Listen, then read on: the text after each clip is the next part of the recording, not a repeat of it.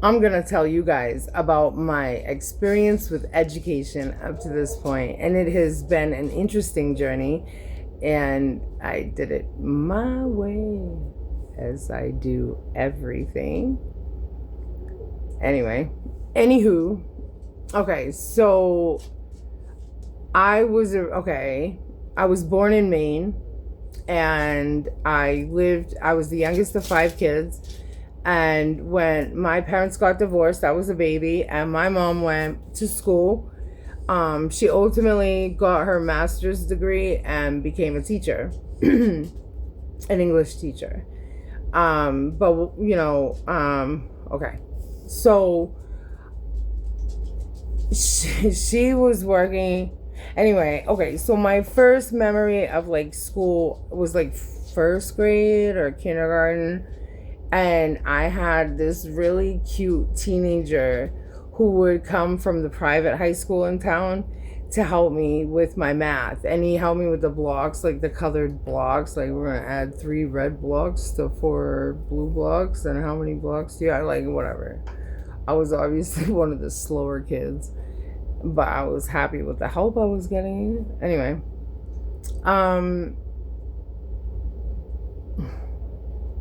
the only other thing I remember from school in Maine was we had this trampoline in the classroom. Was it first grade or second grade? And I was jumping on the trampoline and I farted. And then every time I landed, I would fart more. It was hilarious. And one time I stabbed myself in the hand with a pencil. Anyway, that's what I remember from first and second grade. And then we moved. So my mom was an English teacher, and the principal at the school she was teaching at asked her on a date, and they went. And then on the second date, he was like, "Will you marry me? But I have a job coming up and I have to move to Cape Cod. So, like, if you marry me, we're moving in 3 months." Is that? And apparently she was like, "Cool, whatever." And me and my 3 sisters and my mom and my stepdad packed up and moved to Cape Cod.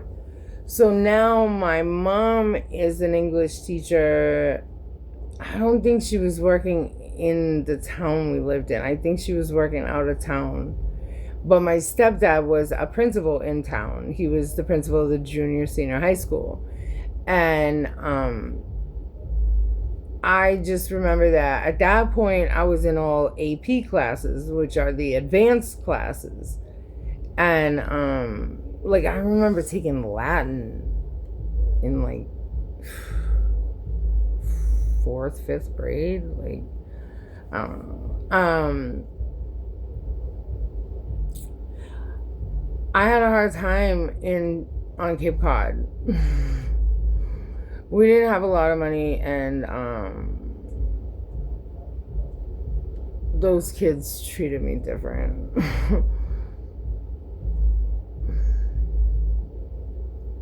It was hard. Those kids were mean. I don't remember much. But I remember that I was in all advanced classes now. And I remember, like, trying to always, I don't know. I knew in my mind that I was in the AP classes because it would look better for my stepdad to have, like, a smart kid. And I really liked him. And so I wanted to be his smart kid.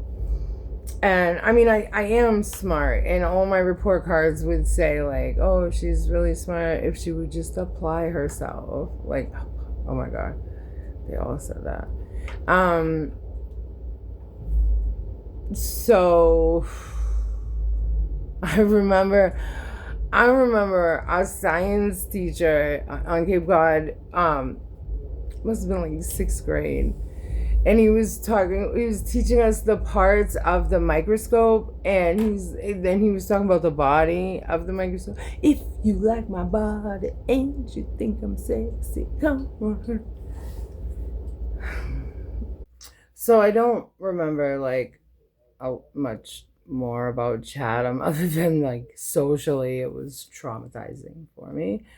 Um I was always doing tap, jazz, ballet, and a sport: soccer, softball, basketball. Um, and I stayed on Cape Cod. In my eighth grade year, so my oldest two sisters were, one of them was in college and one of them was about to get engaged and she was working, blah, blah, blah. She had already graduated college. My oldest sister is 11 years older than me. And so it was me and my sister closest to my age. I'm the youngest. She was second youngest. But she went to Denmark for a year as an AFS student, so an exchange student where a high school student goes to experience life in another country for a year, go to school, blah, blah, blah. So she left Cape Cod and went to Denmark. And now while she's in while she's in Denmark, my parents get jobs in this city called Brockton, which is a really rough inner city south of Boston. And they start working there my eighth grade year.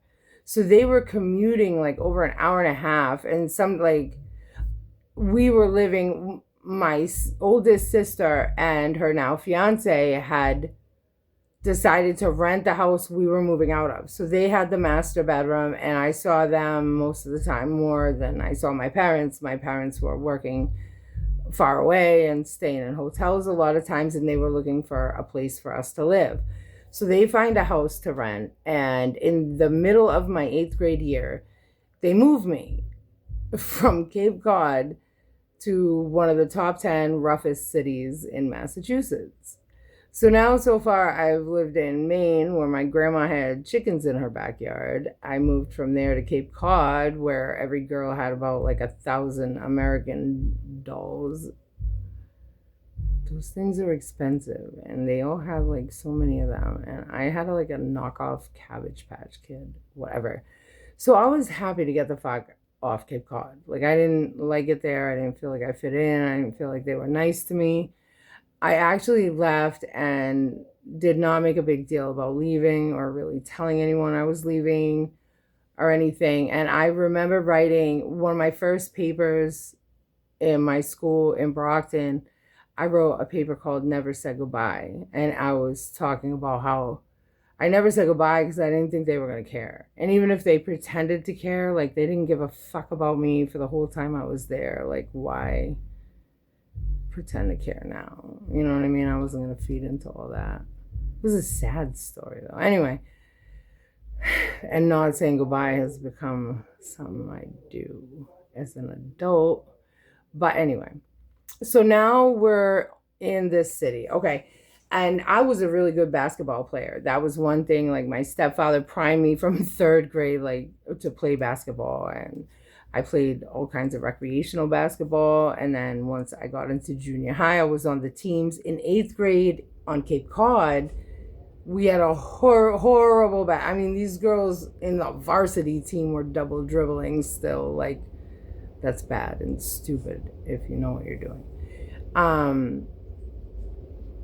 And so they had me on the JV team, the junior varsity basketball team, in eighth grade because I was a really good ball player. And so anyway, they moved me. And so now we moved to this city, and there's 4 junior highs: north, south, east, and west. And we were living on the north side, so I should have gone to North Junior High. But my stepfather was the principal of West Junior High. And earlier that year in North Junior High, there had already been some like pretty significant crimes committed in school, during school, students involved. And they were scared about me going there. So they wanted me to go to West, which was like unheard of. You don't go to a junior high that if you're not from that area, you don't go to that junior high. So now it's the middle of the year. I'm the new girl. My dad's the principal. I'm not in the right junior high for the side of town I live on, and I want to be on the basketball team. those girls were so mean to me at first. Like, oh, because it was the middle of the season. And they were like, oh, she only got on the team because she's the principal's daughter. And everybody said, oh, you're a goody goody because you're the principal's daughter. And at that point, I was beginning to rebel and decided I was going to prove to everyone that I was not good at all.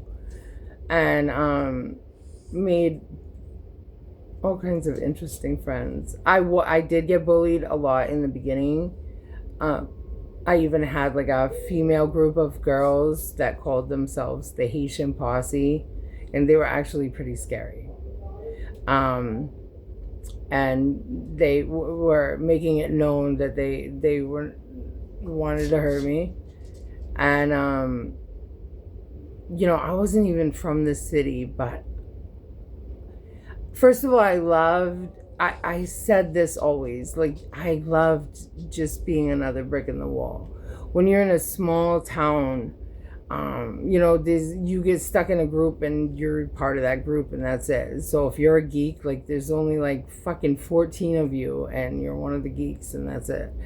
Or you're a jock and there's like 30 of those, you know what I mean? Or you're smart or you're in the band or whatever. But when I got to Brockton, like, okay, first of all, in my junior high, when you walked in the doors, there was 147 different national flags hanging. And they represented all the different nationalities of children in that school. And, Brockton is like the melting pot. There's no more of anything than anything. There's everybody from everywhere. And,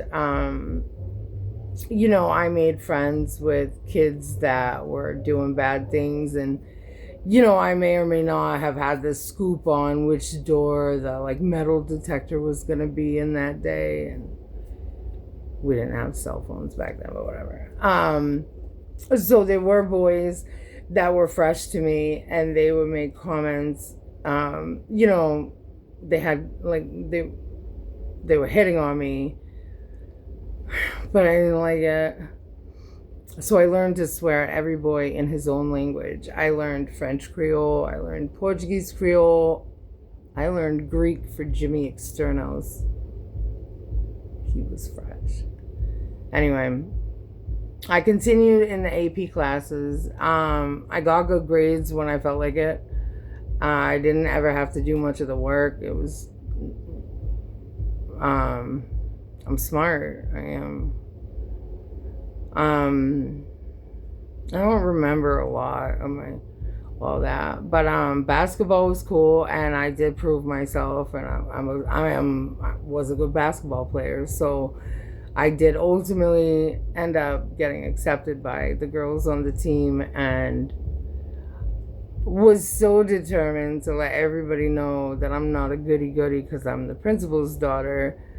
I did get suspended twice in my 8th grade year. I was only there the last half of 8th grade, but I did get suspended twice.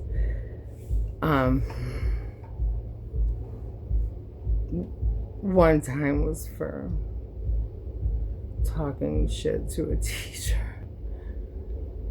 Anyway,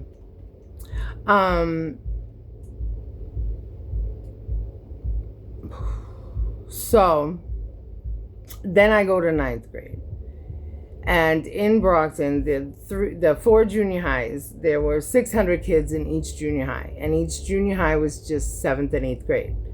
So once I got to my freshman year of high school, there's only one high school. So all the junior highs meet up at that point in 9th grade. And so there were 1,200 kids in my freshman class.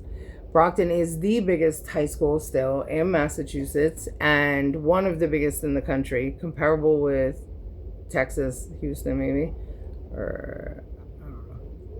Anyway, that was funny because like when I started, so like there were 3 lunch periods. So you had a class for 2 of the lunch periods and lunch for one of the periods. There were 4 cafeterias. One in each building. Each building had a color. It was blue, red, green, and yellow. And there were 3 lunch periods for each cafeteria. There was a lot of over 5,000 kids in that school. And like I saw a lot of crazy fights at lunch. Like, whoa. And when there was a fight, everybody wants to see it. And like you climb up on the table, like everybody gets into it and wants to see it. Like that's why I didn't want to raise my kid in the city, because I feel like I got desensitized too early to too much, especially violence. I've seen a lot of violence, and um yeah, I didn't want that for my children, so I didn't raise them in Brockton. Oh, out of 200 girls that tried out for the freshman basketball team, I was the starting center. There were a lot of kids in my freshman class who had to stay back, that had been freshmen the year before and had to stay back because they failed gym. So gym class in ninth grade at Brockton High, like you have to take a swimming class for part of the semester, but like you have to wear their bathing suit. Like there's no regulation bathing suit you can buy. Like you have to use one of their used bathing suits. That was a no fucking thank you for me. But it didn't really matter because my grades were starting to slip. I was starting to care less about making my parents happy. So I was not trying as hard at school. Um, Skipping a lot. Um, it was always 420. Um, and then my parents were being really hard on me, and my grades were getting bad, and we were fighting. So I ran away. And ultimately, I wanted to go live with my dad and my stepmom. I left my stepdad and my mom to go live with my dad and my stepmom in Maine. I went back, and so in ninth grade, I said I don't want to play basketball anymore. Probably just defiance, whatever. And my stepdad was like, "You have to at least try out. You don't have to play if you don't want, but try out." So finally, I agreed to try out. I try out. I'm the starting center for the team. And I'm like, fuck that. I don't want to play. And he's like, no, now you have a commitment to your team. He was so happy. He really wanted me to make it. um, so I played, but I kept getting caught at lunchtime smoking cigarettes. And so I would have to spend 2 weeks on the bench. So I would still have to go to all the practices, do all the suicides, all that, go to all the games in uniform, but sit on the bench. So that made me look like a bench warmer. You know what I mean? Like I wasn't a good player. But 2 weeks I'm sitting on the bench, and then I'd play for a couple games and get caught smoking again. And then finally, in the middle, so that was in the wintertime that year, it was when I left to go live with my dad. And it was still basketball season, and I had to start school now back in Maine. And I asked him, I was like, do I have to play basketball? And he was like, do you want to play basketball? I was like, no. He goes, then no. So cool. So my dad was a lot different than my stepdad, and like on my way to school every morning he would buy me a pack of Newport cigarettes, a 3-point scratch ticket, some $2 scratch ticket, and a Snapple peach flavored iced tea. I remember I smoked in the bathroom there. I got a Saturday detention. That's 8-hour Saturday detentions in Maine. And I kept getting them. And then during detention, I would smoke in the bathroom and get another one. And I was the only one dumb enough to smoke in the building. I was the only one smoking in the building. So I got caught every time. In Brockton, everyone was smoking. Anyway, I did a lot in Yarmouth. Smoke. It was always 420. I might have eaten some paper dipped in something a few times. I didn't care at all anymore about school or my education. people were cool to go see, and just doing what I had to do. Things fell apart at my dad's house, and I went back to Brockton because my dad couldn't handle me. And so that summer, I'm back in Brockton and with my stepdad and my mom. And now I have to take ninth grade again because now I failed. And I only agreed to do it if I could go to the trade school. And I was gonna like major in auto mechanics and minor in cosmetology. And everything was cool, and I was all signed up, and I was gonna go. And then my stepdad took me the day before school started for a special tour that I don't know who, the principal or whatever, who someone gave us a tour, and everything looked cool, and I was kind of interested and excited. And then they got me to the auditorium with all the empty chairs, and he's like, "This is for ninth grade orientation," and I was like, "That, like, I do not want to be a freshman again." So I changed my mind, and I said, "No, I'm not going back to school. I'm not doing it," and I didn't. At which point, I was 16 years old. I had a boyfriend in Maine. I just did whatever I wanted, really. I would go to Maine to see my boyfriend for a couple weeks at a time, come back, party. I think I worked a lot, but my parents never like made me pay for anything. So then I did a lot of like I got a lot of street smarts. I partied a lot. And I ended up living with this guy in a town near my city. His name was Mohawk. That wasn't his real name, but he did have a mohawk, like a big, tall one. And we really partied together hard. A lot of drinking. He had a job. I would not like. I didn't take it serious. I wasn't gonna be responsible and help him pay rent. I was just gonna hang out and party. And then so now I was originally the class of 98, but because I was supposed to take ninth grade again, I would have been the class of 99. So in like 96, I call my stepfather. I'm like 17 years old, and I'm like, "Yo, I don't remember this. I don't remember making the decision. Like, I was just partying all the time. No pressure from anyone to do anything. Like, my boyfriend hoped I would get a job, but whatever." I was like, "I want my GED." And so my stepdad was like, "We're on it. Like, I'll take you right now."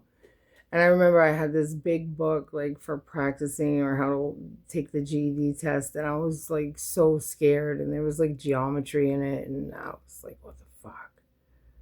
I'm never gonna pass this test." I remember throwing the book at my wall maybe more than once in my bedroom trying to like do it. And I was doing it on my own because I wanted to, but I didn't think I could handle it. And so the GED test at that time was actually set up so it would match the level of whatever grade you dropped out in. So I dropped out in ninth grade. I had the easiest test. And I was so scared about like the math questions. And my only algebra question was if 32 minus n is 30, what's n? Okay. Okay, for those of you who didn't get it, it's 2. I passed. And so that covers your first 3 years of high school. And I told my stepdad, I was like, "But I want to graduate. Like, I want a cap and gown. I want my diploma." And I don't think you're supposed to be able to do both. But again, he was a principal in the city and got me into night school. So night school lasted like a few months, and I only had to go a couple nights a week. And at that time, I was drinking so heavy. Like I remember trying not to drink the first night of school, and I was shaking so bad by the end of class. I was like, "Fuck that." So after that, I would always like bring a coffee with some coffee brandy in it or whatever, smoke a few blunts, and go in. And there was like my professor or whatever teachers would joke about like, oh, someone smells like a brewery or whatever. But I got good grades, and I remember this.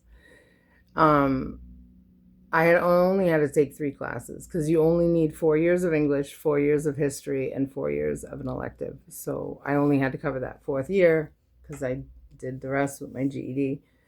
And so the most of the English grade was based on this 2.5 minute speech you had to present, and it had to be like it was a name for it, but like you had to talk people into something, and I didn't know what to do, so apparently I remember I was in my room and I had the Cypress Hill CD with the one with the like a hill with a grave on it. And if you open the um whatever, if you open the CD and look in the cover and unfold it, there's 100 facts about hemp and like all the things you can do with it, and recycle and blah blah blah, not just smoke or whatever. And so I took those facts and turned them into sentences until it lasted 2.5 minutes. I didn't need all 100 facts. And I read that. I got an A.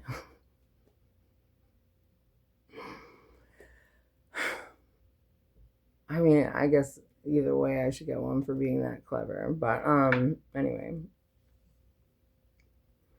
So I graduated. I got my diploma in 1997. I was originally the class of 98, was gonna be the class of 99, went back and did it all in 6 months, graduated in 97. I remember I was at I had met like a kid who was older than me, but we were, we got along good. And he had a big graduation party, and, I was invited, throwing it for me too. And I saw this kid, Maddie, who I had been in junior high with, and he's like, "Oh, how are you doing? I know you dropped out." And I was like, "Dude, this is my graduation party. Are you going to be a senior next year?" So that was cool.